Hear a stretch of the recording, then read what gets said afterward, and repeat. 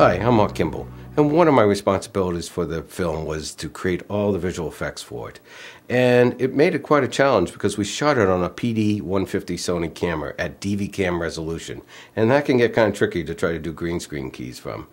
Another challenge was how low the budget was. We set it at around $800, so scenes like the cockpit we couldn't spend a lot of money on.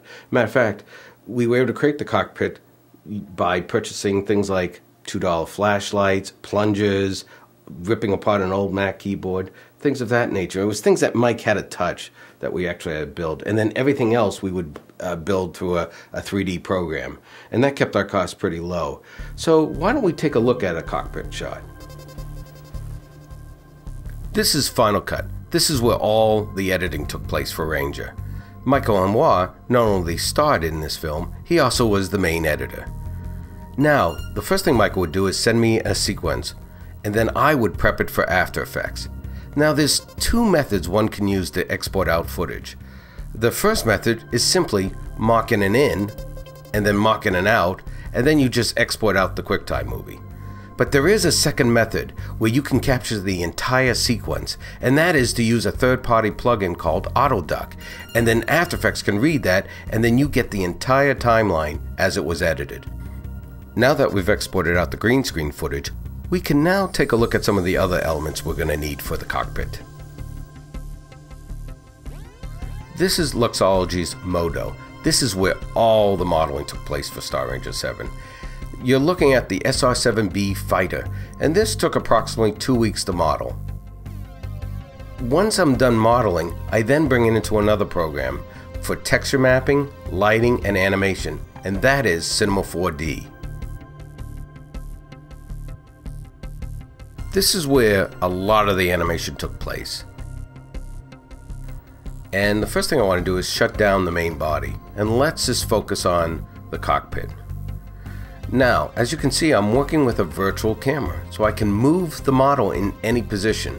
And this is important because I would have to match up the studio footage with the 3D camera. And one of the cool things about Cinema 4D is I can actually save multiple cameras. So I'll save this camera angle, and let's say I had another shot that Mike's on more of a side profile. So I would then go back and forth into After Effects and Cinema 4D, and I would match up that angle. And this is looking good. Let me just slide it over a little bit. And that looks good. Let me save that camera angle and label that camera 2. So now I have 2 camera angles I can choose from. So let's go with camera 1. And let's look at camera 2. So this is great. Now the next step is to export out the rendered frames. And to do that, I like to shut off everything and actually separate the layers. Like, for example, put out the seat with an alpha channel, or put out the main front panel. And what this allows me to do in After Effects is I can blur it, I can tweak the colors, I can separate it in Z-space and use After Effects 2D camera to give it a very realistic shaky cam look. Now, to create animated texture maps, we can use Photoshop in conjunction with After Effects, and then once we render that out, we can import it back into Cinema 4D for final rendering. Now that we have all our elements, we are ready for After Effects. I've imported all the elements into After Effects, and I've organized them in nice, easy to find folders. We have our back wall, we have our chair, and we have Mike in green screen. Now we need to bring that all into a composition. But first, I want to talk about pre-comps or nesting. Let's take a look at the auto destruct screen. And as you can see, it's one layer in this comp, but if we double click, we can see that it actually has 12 layers. And this is where you can build very complex elements and then bring them into another composition, and it's easy to organize and easy to make changes to. Okay, I think we're ready to talk about keying now. One of the things I like to do is do a garbage mat, and this helps the keyer just focus on what you need to key out. And one of my favorite keyers to use is the PriMat 4.0 keyer. So let's activate that. What makes this Kia so powerful is that it can deal with DV footage. It has a de-artifacting filter and it smooths out the edges. And it's very easy to use. All you have to do is click on Auto Compute and it will do a great job at getting you very close.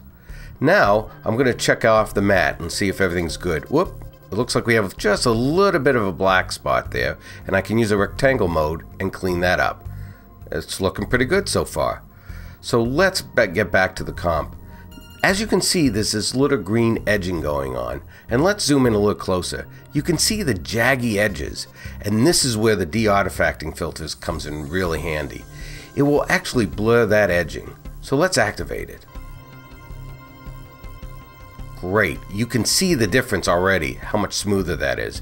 We're still having some green contamination, and we can fix that very easily. I can tell the Kia to pick a background layer, and this will help blend in the pixels.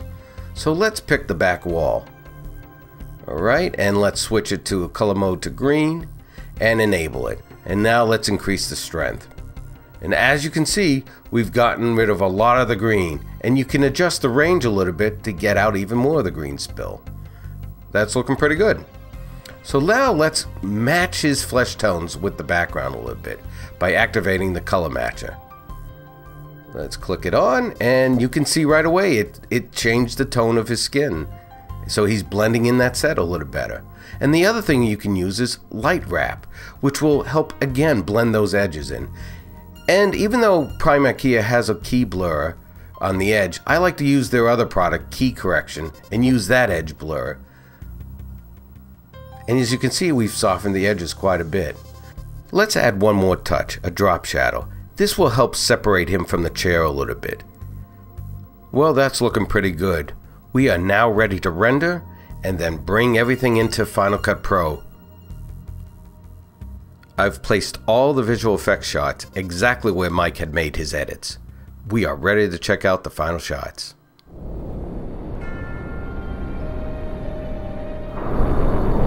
Wait a minute. I should be taking some heat by now.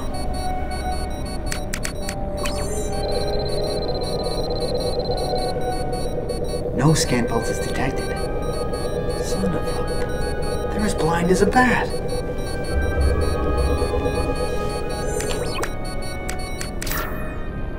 New plan, Jakey, new plan.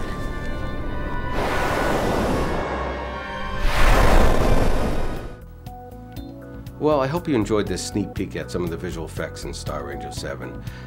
If you're interested in anything about visual effects, check out our link page, because I have a lot of links to some of the software that we used and some educational sites that will teach you about visual effects. So thanks for watching, and I hope you enjoyed the film.